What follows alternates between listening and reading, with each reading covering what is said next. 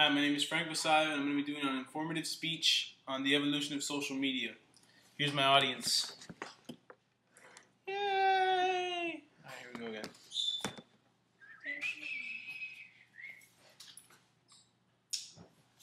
Everyone has been a part of social media at least once in their lifetime, whether it is through social networking sites, chat rooms, or even over the telephone. Social media isn't really a new thing. It has only recently become part of the mainstream culture in the business world. People have been using digital media for over 30 years.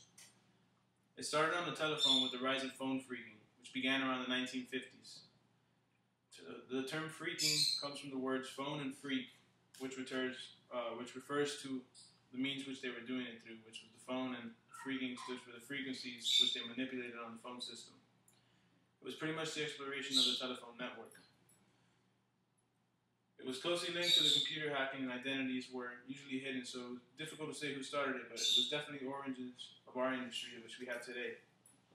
One person which comes to mind and is probably one of the most notable figures in it was John Draper, who was a radio hacker and computer program developer for the Air Force bases.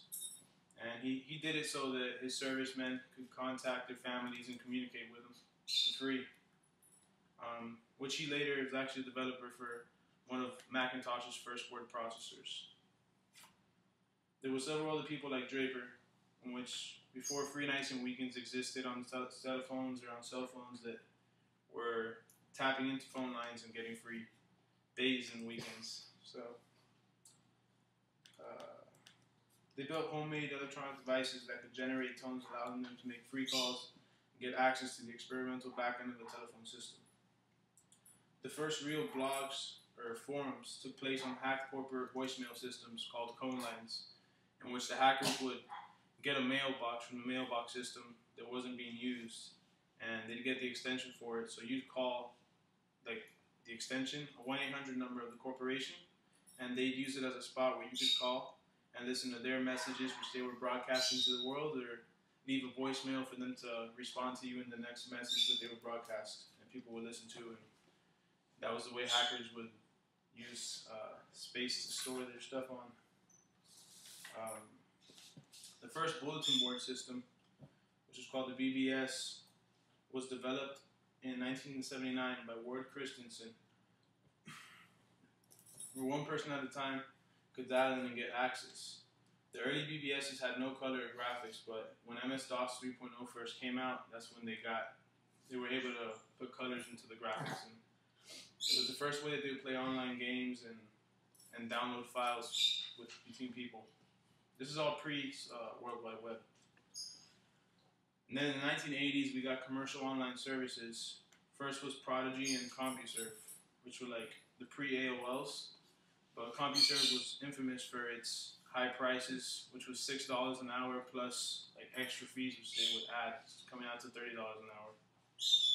And then Prodigy launched nationwide in 1990, growing quickly because of its color interface, but AOL then came out with their CD propaganda and sharing it with a lot of people coming around to get AOL on the market, and it prospered and became one of the first commercial online services for people to use. And then in 1991, the World Wide Web came to be without having to use AOL or these services if you had a computer with the means to do it. At the beginning of the 90s, internet access was available only to those with legitimate university, government, and military connections, and to hackers if they could do it. But by 94 and 95, ISPs began to pop up, which were private internet service providers around the United States. They gave millions of home users chances to use unfiltered, unlimited online experiences. But then by the late 90s, forums started to come up, which people would share information over the bulletin board systems. Then the instant messengers came up, with people started to tweet before tweeting was big, and talking to each other in the AIMs, and everybody wanted the information now, and being able to contact people without having to call them, just chatting with them on the website. Napster was the first BitTorrent or file sharing company, which got huge, and they got shut down in '99 and 2000 for being like the big companies like doing illegal downloads of music, and got sought after by all the music companies for hijacking some money. And then which came to LimeWire, which was another company after Napster that allowed you to download stuff for free, and they still do today. You can get caught using it, so I wouldn't suggest it. And then now we got Pirate Bay, which is like a website where you can go get your BitTorrent files and download them. And that's the way people are downloading files nowadays. And then the social networking that we have today came from MySpace to now where we're at, Facebook. And everybody's using Facebook all around the world. It's a multi-billion-dollar company. And it really gained momentum around 2007. And now that's what we're running on today. For the future, we got Google Wave might be coming in soon, which is supposed to be a new wave in technology for the internet and World Wide Web. So that was the evolution of social media, and thank you.